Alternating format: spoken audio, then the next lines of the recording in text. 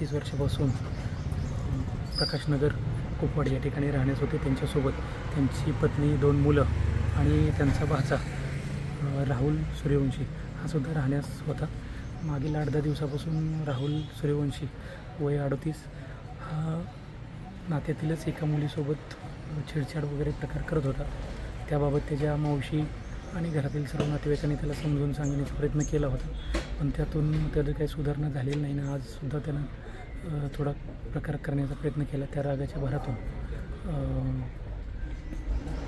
सौरभ सावंत यांनी त्याला मारहाण केली, त्यामध्ये त्याचा मृत्यू झालेला आहे आणि त्याबाबतची पुढील कायदेशीर कारवाई गुन्हा नोंद करण्याची MIDC कुपवाड पोलीस ठाणे येथे सुरू आहे।